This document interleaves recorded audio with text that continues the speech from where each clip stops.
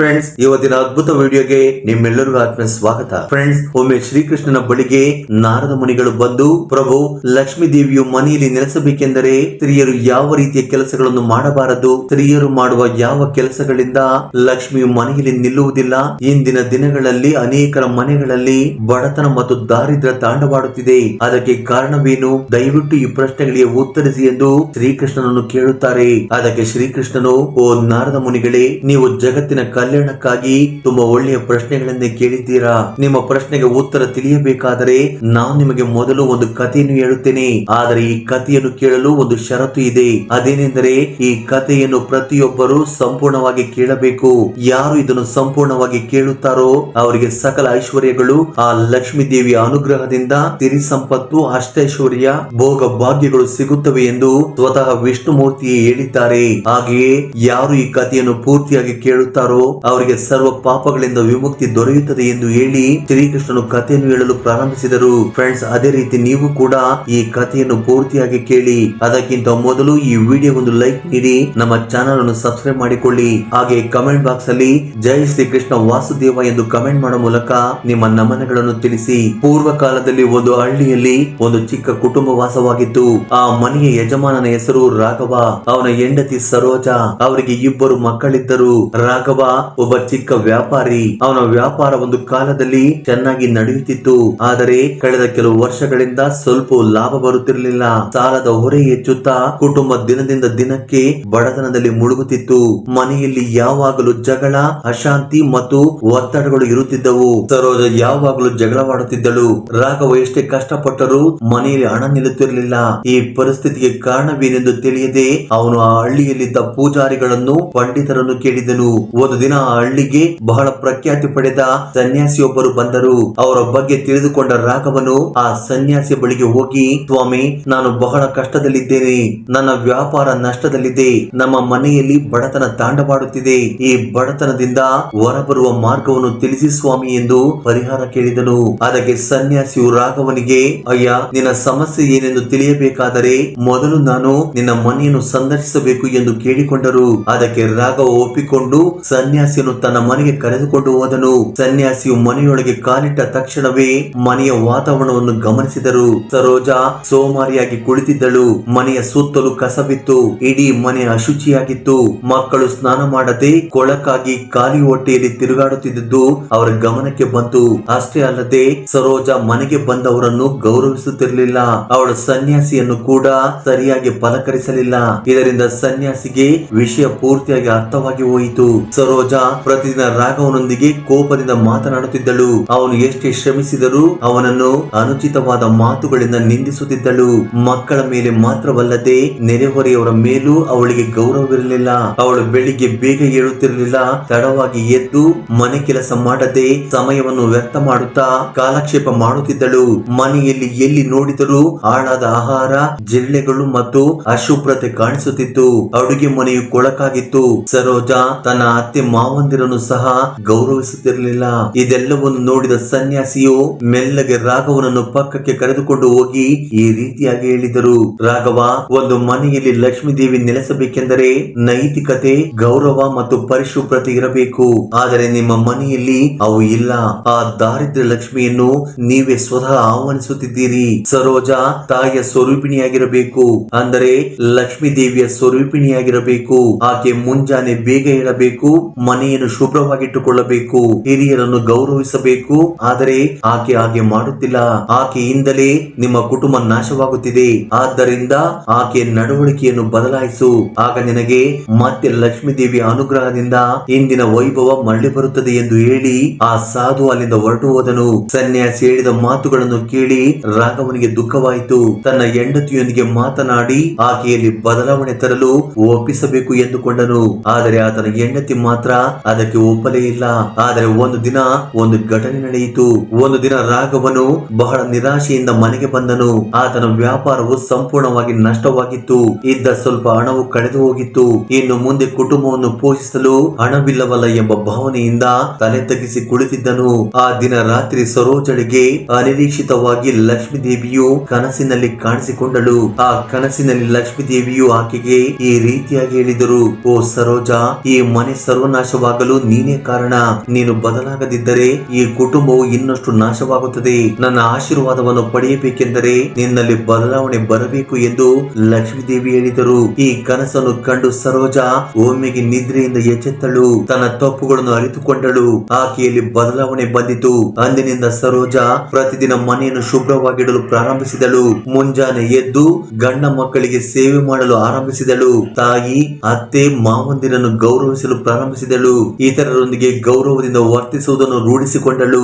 ಮನೆಯಲ್ಲಿ ಶುಚಿತ್ವ, ಪೂಜೆ ಮತ್ತು ಒಳ್ಳೆಯ ಸಂಸ್ಕಾರಗಳನ್ನು ರೂಢಿಸಿಕೊಂಡಳು. ಆಕೆ ಬದಲಾಗುತ್ತಿದ್ದಂತೆ ನಿಧಾನವಾಗಿ ಮನೆಯ ವಾತಾವರಣವು ಬದಲಾಯಿತು. ಮಕ್ಕಳು ಸಂತೋಷವಾಗಿರಲು ಪ್ರಾರಂಭಿಸಿದರು. ರಾಘವನಿಗೆ ವ್ಯಾಪಾರದಲ್ಲಿ ಮತ್ತೆ ಉತ್ತಮ ಲಾಭ ಬರಲು ಶುರುವಾಯಿತು. ಕುಟುಂಬವು ಆರ್ಥಿಕವಾಗಿ ಸುಧಾರಿಸಿತು. ಆದ್ದರಿಂದ ನಾರದನೇ, ಮನೆಯ ಗೃಹಿಣಿಯರು ಲಕ್ಷ್ಮೀದೇವಿಯ ಅನುಗ್ರಹಕ್ಕಾಗಿ ಈ ನಿಯಮಗಳನ್ನು ತಪ್ಪದೆ ಪಾಲಿಸಬೇಕು. ಇಂದು ಶಾಸ್ತ್ರಗಳಲ್ಲಿ ಗೃಹಿಣಿಯನ್ನು ನಡೆಯುವ ದೇವತೆ ಎಂದು ಹೇಳುತ್ತಾರೆ. ಆ ಗೃಹಿಣಿಯರು ಕೆಲವು ತಪ್ಪು ಕೆಲಸಗಳನ್ನು ಮಾಡಿದರೆ ಮನೆಯ ಧನಲಕ್ಷ್ಮಿಯು ದೂರವಾಗುತ್ತಾಳೆ. ಬಡತನ ಮತ್ತು ದುರದೃಷ್ಟವು ನೆಲೆಸುತ್ತದೆ. ಮೊದಲನೆಯದಾಗಿ, ದೇವತೆಗಳನ್ನು ಮತ್ತು ತಂದೆ ತಾಯಿಗಳನ್ನು ಗೌರವಿಸದ ಸ್ತ್ರೀಯರು ಇರುವ ಜಾಗದಲ್ಲಿ ಲಕ್ಷ್ಮೀ ದೇವಿಯು ನೆಲೆಸುವುದಿಲ್ಲ. ಮುಖ್ಯವಾಗಿ ಯಾವ ಸ್ತ್ರೀ ತನ್ನ ತಂದೆ ತಾಯಿ, ಅತ್ತೆ ಮಾವಂದಿರನ್ನು ಅವಮಾನಿಸುತ್ತಾಳೋ, ಅವರನ್ನು ಕೀಳಾಗಿ ಕಾಣುತ್ತಾಳೋ, ಅವರ ಮಾತನ್ನು ಕೇಳುವುದಿಲ್ಲವೋ ಅಂತ ಸ್ತ್ರೀ ಇರುವ ಮನೆಗೆ ಲಕ್ಷ್ಮೀ ದೇವಿ ದೂರವಾಗುತ್ತಾಳೆ ಎಂದು ಶ್ರೀಕೃಷ್ಣನು ನಾರದನಿಗೆ ಹೇಳಿದರು. ಎರಡನೆಯದು, ಪೊರಕೆಯನ್ನು ಕಾಲಿನಿಂದ ತುಳಿಯುವುದು. ಅಷ್ಟೇ ಅಲ್ಲ ನಾರದನೇ, ಯಾವ ಸ್ತ್ರೀ ಪೊರಕೆಯನ್ನು ಕಾಲಿನಿಂದ ತುಳಿಯುತ್ತಾಳೋ ಆ ಮನೆಗೆ ಲಕ್ಷ್ಮೀ ದೇವಿ ಎಂದಿಗೂ ಬರುವುದಿಲ್ಲ. ಆ ಪೊರಕೆಯು ಶನಿದೇವನ ಆಯುಧ. ಅಂತ ಪೊರಕೆಯನ್ನು ಕಾಲಿನಿಂದ ತುಳಿದರೆ ಲಕ್ಷ್ಮೀ ದೇವಿ ಅಲ್ಲ, ದಾರಿದ್ರ್ಯ ದೇವತೆ ಮನೆಗೆ ಬರುತ್ತಾಳೆ. ನಮ್ಮ ಶಾಸ್ತ್ರಗಳಲ್ಲಿ ಪ್ರತಿಯೊಂದಕ್ಕೂ ವಿಶೇಷವಾದ ಸ್ಥಾನ ನೀಡಲಾಗಿದೆ. ಅದೇ ರೀತಿ ಪೊರಕೆಗೂ ಸಹ ವಿಶೇಷ ಸ್ಥಾನವಿದೆ. ಅದಕ್ಕೆ ಕೊಡಬೇಕಾದ ಗೌರವವನ್ನು ಕೊಡಲೇಬೇಕು. ಇಲ್ಲದಿದ್ದರೆ ನಾವೇ ಕಷ್ಟಗಳನ್ನು ಆಹ್ವಾನಿಸಿದಂತೆ ಆಗುತ್ತದೆ. ಆದ್ದರಿಂದ ಪೊರಕೆಯನ್ನು ಗೌರವಿಸುವುದು ಅತ್ಯವಶ್ಯಕ. ಲಕ್ಷ್ಮಿ ಮನೆಯಲ್ಲಿರಬೇಕೆಂದರೆ ಪೊರಕೆಯನ್ನು ಕಾಲಿನಿಂದ ತುಳಿಯಬೇಡಿ ಎಂದು ಶ್ರೀಕೃಷ್ಣನು ಹೇಳಿದರು. ಮೂರನೆಯದು ಅಶುಚಿತ್ವ. ಮೂರನೆಯ ವಿಷಯವೆಂದರೆ ಯಾರು ಮನೆಯಲ್ಲಿ ಶುಚಿತ್ವವನ್ನು ಪಾಲಿಸುವುದಿಲ್ಲವೋ ಅವರ ಮನೆಯಲ್ಲಿ ಲಕ್ಷ್ಮೀ ದೇವಿ ಎಂದಿಗೂ ಕಾಲಿಡುವುದಿಲ್ಲ. ಕಾಲ ಕಾಲಕ್ಕೆ ಮನೆಯನ್ನು ಶುಭ್ರಗೊಳಿಸಿ ಅಚ್ಚುಕಟ್ಟಾಗಿ ಇಟ್ಟುಕೊಳ್ಳಬೇಕು. ಅಂತವರ ಮನೆಯಲ್ಲಿಯೇ ಲಕ್ಷ್ಮೀ ದೇವಿ ನೆಲೆಸುತ್ತಾಳೆ. ನಾಲ್ಕನೆಯದು ಒಡೆದ ಬಳೆಗಳು. ಕೆಲವು ಸ್ತ್ರೀಯರು ಕೈಗೆ ಹಾಕಿಕೊಂಡ ಬಳೆಗಳು ಆಕಸ್ಮಿಕವಾಗಿ ಒಡೆದು ಹೋದರೆ ಆ ಗಾಜಿನ ಚೂರುಗಳನ್ನು ಕಸದ ಬುಟ್ಟಿಗೆ ಹಾಕುತ್ತಾರೆ. ಫ್ರೆಂಡ್ಸ್, ಆ ರೀತಿಯ ಗಾಜಿನ ಚೂರುಗಳನ್ನು ಆ ಕಸದ ಬುಟ್ಟಿಗೆ ಹಾಕಿದರೆ ನಿತ್ಯವೂ ಬಡತನವನ್ನು ಅನುಭವಿಸುತ್ತಾರೆ. ಲಕ್ಷ್ಮೀ ದೇವಿ ಮನೆಗೆ ಬರುವುದಿಲ್ಲ ಎಂದು ಹಿರಿಯರು ಹೇಳುತ್ತಾರೆ. ಹಾಗಾದರೆ ಆ ಒಡೆದ ಬಳೆ ಚೂರುಗಳನ್ನು ಏನು ಮಾಡಬೇಕು? ಅವುಗಳನ್ನು ಎಲ್ಲಾದರೂ ಮರದ ಬುಡದಲ್ಲಿ ಮಣ್ಣಿನಲ್ಲಿ ಹೂತು ಹಾಕಬೇಕು. ಆಗ ಮಾತ್ರ ಲಕ್ಷ್ಮೀ ದೇವಿಗೆ ಕೋಪ ಬರುವುದಿಲ್ಲ. ಐದನೆಯದು ಬಾಗಿಲುಗಳನ್ನು ಬಡಿಯುವುದು. ನಮ್ಮ ಮನೆಯಲ್ಲಿರುವ ಪ್ರತಿಯೊಂದು ವಸ್ತುವು ಮುಖ್ಯವಾದುದು. ಯಾರು ಮನೆಯ ಬಾಗಿಲುಗಳನ್ನು ದಡಾರೆಂದು ಶಬ್ದ ಬರುವಂತೆ ಜೋರಾಗಿ ಹಾಕುತ್ತಾರೋ ಅಥವಾ ಮುಚ್ಚುತ್ತಾರೋ ಅವರ ಮನೆಯಲ್ಲಿ ಲಕ್ಷ್ಮೀ ದೇವಿ ಎಂದಿಗೂ ನೆಲೆಸುವುದಿಲ್ಲ. ಅಂತ ಮನೆಗೆ ಆಕೆ ಪ್ರವೇಶ ಮಾಡುವುದೇ ಇಲ್ಲ. ಬಾಗಿಲುಗಳನ್ನು ಜೋರಾಗಿ ಹಾಕಿದರೆ ಲಕ್ಷ್ಮೀ ದೇವಿಗೆ ಕೋಪ ಬಂದು ಮನೆಯಿಂದ ಹೊರಟು ಹೋಗುತ್ತಾಳೆ. ಆದ್ದರಿಂದ ಬಾಗಿಲುಗಳನ್ನು ದೊಡ್ಡ ಶಬ್ದವಿಲ್ಲದೆ ನಿಧಾನವಾಗಿ ಹಾಕಬೇಕು. ಯಾರು ಮನೆಯನ್ನು ಮತ್ತು ಮನೆಯ ವಸ್ತುಗಳನ್ನು ಜಾಗರೂಕತೆಯಿಂದ ನೋಡಿಕೊಳ್ಳುತ್ತಾರೋ ಅಂತವರ ಮನೆಯಲ್ಲಿ ಲಕ್ಷ್ಮೀ ದೇವಿಯ ಕಟಾಕ್ಷವು ಸದಾ ಇರುತ್ತದೆ. ಆರನೆಯದು ಹೊಸ್ತಿಲಲ್ಲಿ ಕುಳಿತು ತಿನ್ನುವುದು. ಹಾಗೆಯೇ ಮನೆಯಲ್ಲಿರುವ ಸ್ತ್ರೀ ಮನೆಯ ಹೊಸ್ತಿಲ ಬಳಿ ಕುಳಿತು ಊಟ ಮಾಡಿದರೆ ಆ ಮನೆಯಲ್ಲಿ ಲಕ್ಷ್ಮೀ ದೇವಿ ಇರುವುದಿಲ್ಲ. ಹೀಗೆ ಹೊಸ್ತಿಲ ಬಳಿ ಕುಳಿತು ತಿನ್ನುವುದು ಅಶುಭ ಎಂದು ಹಿಂದೂ ಪುರಾಣಗಳು ಹೇಳುತ್ತವೆ. ಏಳನೆಯದು ಅನವಶ್ಯಕ ಖರ್ಚು. ಇದೇ ಅಲ್ಲದೆ ಅವಶ್ಯಕತೆ ಇಲ್ಲದಿದ್ದರೂ ಅನವಶ್ಯಕ ಖರ್ಚು ಮಾಡುವುದು ಕೂಡ ಲಕ್ಷ್ಮೀ ದೇವಿ ಮನೆಯಲ್ಲಿ ನಿಲ್ಲದಿರಲು ಪ್ರಮುಖ ಕಾರಣ. ಇಂಥ ಎಲ್ಲರ ಮನೆಗಳಲ್ಲೂ ದಾರಿದ್ರ್ಯವು ತಾಂಡವಾಡುತ್ತದೆ ಎಂದು ಶ್ರೀಕೃಷ್ಣನು ನಾರದ ಮಹರ್ಷಿಗಳಿಗೆ ಹೇಳಿದರು. ಆದ್ದರಿಂದ ಸ್ತ್ರೀಯರು ಈ ನಿಯಮಗಳನ್ನು ಪಾಲಿಸಿ ಲಕ್ಷ್ಮೀ ದೇವಿ ನಿಮ್ಮ ಮನೆಯಲ್ಲಿರಬೇಕೆಂದರೆ ಈ ತಪ್ಪುಗಳನ್ನು ಮಾಡದಂತೆ ಜಾಗರೂಕರಾಗಿರಿ. ಇನ್ನು ಲಕ್ಷ್ಮೀ ದೇವಿ ನಿಮ್ಮ ಮನೆಯಲ್ಲಿ ಶಾಶ್ವತವಾಗಿ ನೆಲೆಸಬೇಕೆಂದರೆ ಈ ಉಪ್ಪಿನ ಪರಿಹಾರವನ್ನು ಮಾಡಿ. ಈ ಅದ್ಭುತವಾದ ಉಪ್ಪಿನ ಪರಿಹಾರವನ್ನು ಕಾರ್ತಿಕ ಮಾಸದಲ್ಲಿ ಬರುವ ಶುಕ್ರವಾರದಂದು ಮಾಡಬೇಕು. ಈ ಪರಿಹಾರಕ್ಕಾಗಿ ನಿಮಗೆ ಬೇಕಾಗಿರುವುದು ಕೇವಲ ಕೆಲವು ವಸ್ತುಗಳು ಮಾತ್ರ. ಒಂದು ಗಾಜಿನ ಪಾತ್ರೆ ಅಥವಾ ಮಣ್ಣಿನ ಪಾತ್ರೆ, ಕಲ್ಲುಪ್ಪು, ಒಂದು ಉಮ್ಮತಿಕಾಯಿ, ಕೆಲವು ಲವಂಗಗಳು ಮತ್ತು ಶುದ್ಧವಾದ ಹಸುವಿನ ತುಪ್ಪ ಅಥವಾ ಎಳ್ಳೆಣ್ಣೆ. ಫ್ರೆಂಡ್ಸ್, ಶುಕ್ರವಾರ ಬೆಳಿಗ್ಗೆ ಈ ಕಾರ್ತಿಕ ಶುಕ್ರವಾರದಂದು ಬೇಗನೆ ನಿದ್ರೆಯಿಂದ ಎದ್ದು ತಲೆ ಸ್ನಾನ ಮಾಡಿ ನಿಮ್ಮ ಮನೆಯನ್ನು ವಿಶೇಷವಾಗಿ ಪೂಜಾ ಕೋಣೆಯನ್ನು ಶುಭ್ರವಾಗಿ ಮತ್ತು ಪವಿತ್ರವಾಗಿ ಅಲಂಕರಿಸಿಕೊಳ್ಳಬೇಕು. ಇಡಬೇಕು. ಮನೆಯ ಮುಂದೆ ರಂಗೋಲಿ ಹಾಕಬೇಕು. ಹೊಸ್ತಿಲಿಗೆ ಅರಿಶಿಣ ಹಚ್ಚಿ ಕುಂಕುಮದ ಬೊಟ್ಟು ಇಡಬೇಕು. ಕಾರ್ತಿಕ ಶುಕ್ರವಾರದಂದು ತಪ್ಪದೆ ತುಳಸಿ ಕಟ್ಟೆಯ ಮುಂದೆ ದೀಪ ಹಚ್ಚಿ ತುಳಸಿ ಗಿಡಕ್ಕೆ ನಮಸ್ಕರಿಸಬೇಕು. ಏಕೆಂದರೆ ತುಳಸಿ ಗಿಡವು ಲಕ್ಷ್ಮೀ ದೇವಿಯ ಸ್ವರೂಪವಾಗಿದೆ. ಹೀಗೆ ತುಳಸಿ ಪೂಜೆ ಮಾಡುವುದರಿಂದ ಮನೆಯ ದಾರಿದ್ರ್ಯ ಬಾಧೆಗಳು ದೂರವಾಗುತ್ತವೆ. ಹಾಗೆಯೇ ಸ್ತ್ರೀಯರು ಸ್ನಾನ ಮಾಡುವ ಮುನ್ನ ಮುಖಕ್ಕೆ ಅರಿಶಿಣ ಹಚ್ಚಿಕೊಂಡು ಸ್ನಾನ ಮಾಡಬೇಕು. ಸ್ನಾನದ ನಂತರ ಕಾಲುಗಳಿಗೆ ಅರಿಶಿಣ ಹಚ್ಚಿಕೊಳ್ಳಬೇಕು. ಹೀಗೆ ಮಾಡುವುದರಿಂದ ದೀರ್ಘ ಸುಮಂಗಲಿ ಯೋಗ ಲಭಿಸುತ್ತದೆ ಮತ್ತು ಪತಿಗೆ ಒಳ್ಳೆಯದಾಗುತ್ತದೆ. ಈ ದಿನ ಹಾಲು ಹಾಕಿ ಮಾಡಿದ ಪಲ್ಯಗಳನ್ನು, ಅಂದರೆ ಉದಾಹರಣೆಗೆ ಸೋರೆಕಾಯಿ, ಹೀರೆಕಾಯಿ, ಪಡವಲಕಾಯಿ, ಬದನೆಕಾಯಿ ತಿಂದರೆ ಲಕ್ಷ್ಮೀ ದೇವಿಯ ಅನುಗ್ರಹ ಉಂಟಾಗುತ್ತದೆ. ಫ್ರೆಂಡ್ಸ್, ಈ ಪರಿಹಾರ ಮಾಡುವ ವಿಧಾನ: ಶುಕ್ರವಾರ ಸಂಜೆ ಅಂದ್ರೆ ಸೂರ್ಯಾಸ್ತದ ನಂತರ ಕೈಕಾಲುಗಳನ್ನು ಶುಭ್ರವಾಗಿ ತೊಳೆದುಕೊಂಡು ಸಂಪೂರ್ಣ ಭಕ್ತಿ ಶ್ರದ್ಧೆಗಳಿಂದ ಈ ಪರಿಹಾರವನ್ನು ಪ್ರಾರಂಭಿಸಬೇಕು.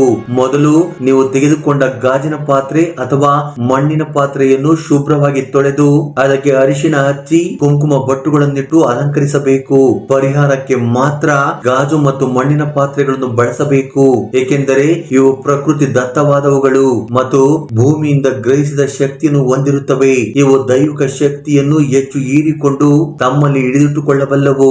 ಅಪ್ಪಿ ತಪ್ಪಿಯೂ ಸಹ ಸ್ಟೀಲ್, ಕಬ್ಬಿಣ ಅಥವಾ ಪ್ಲಾಸ್ಟಿಕ್ ಪಾತ್ರೆಗಳನ್ನು ಬಳಸಬಾರದು.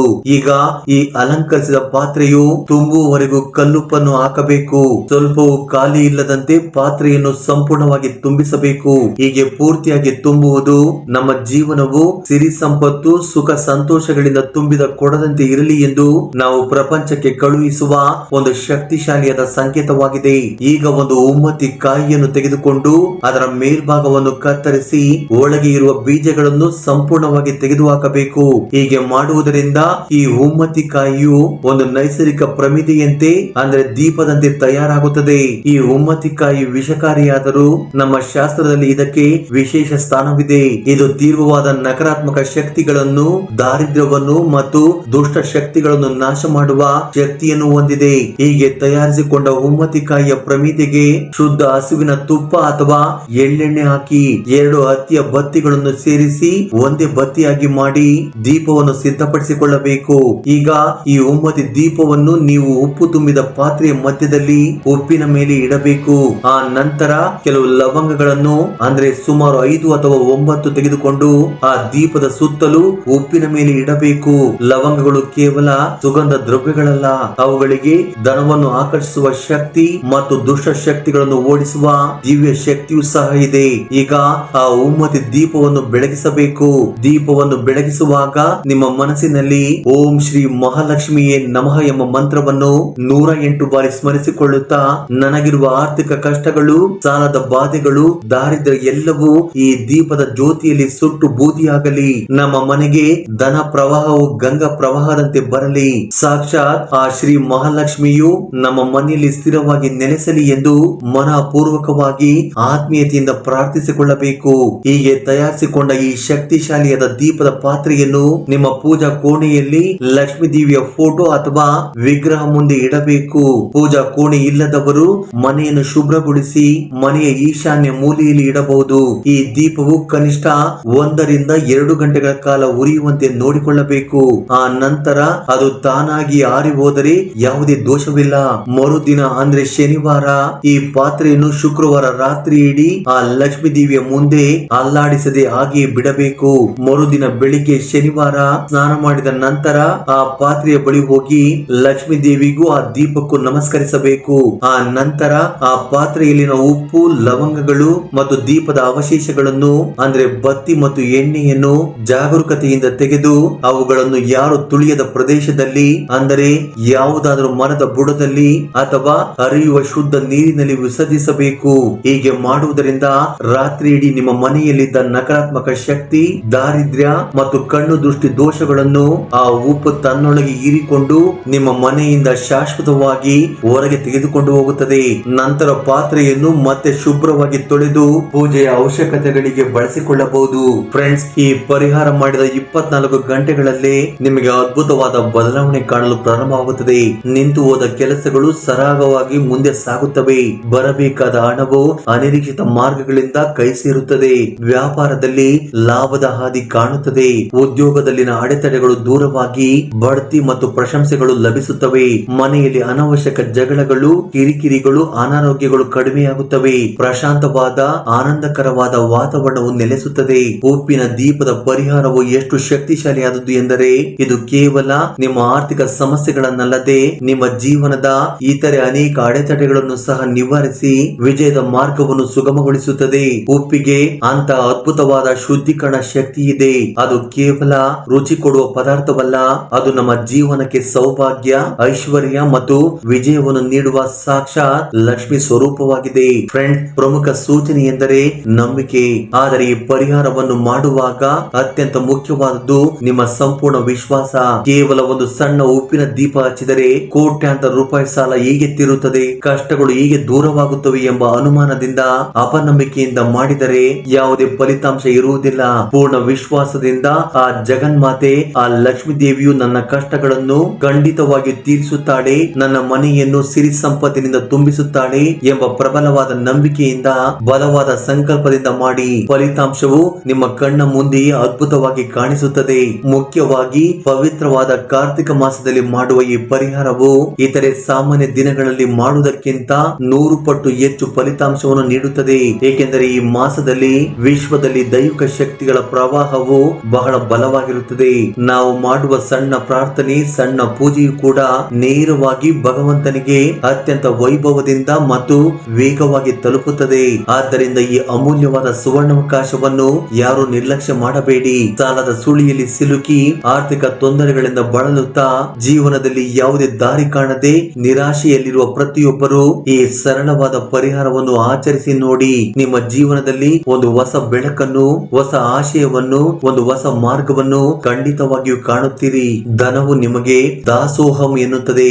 ಐಶ್ವರ್ಯವು ನಿಮ್ಮ ಮನೆಯಲ್ಲಿ ತಾಂಡವಾಡುತ್ತದೆ. ಸಾಕ್ಷಾತ್ ಆ ಮಹಾಲಕ್ಷ್ಮಿಯು ನಿಮ್ಮ ಮನೆಯಲ್ಲಿ ಹೆಜ್ಜೆ ಇಟ್ಟು ಸ್ಥಿರವಾಗಿ ನೆಲೆಸಿ ನಿಮ್ಮನ್ನು ಮತ್ತು ನಿಮ್ಮ ಕುಟುಂಬವನ್ನು ತನ್ನ ತಂಪಾದ ದೃಷ್ಟಿಯಿಂದ ಸದಾಕಾಲ ಕಾಪಾಡುತ್ತಾಳೆ.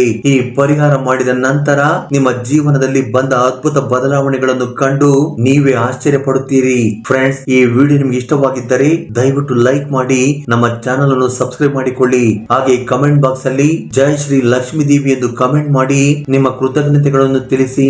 ಜೈ ಶ್ರೀ ಕೃಷ್ಣ ವಾಸುದೇವ. ಧನ್ಯವಾದಗಳು.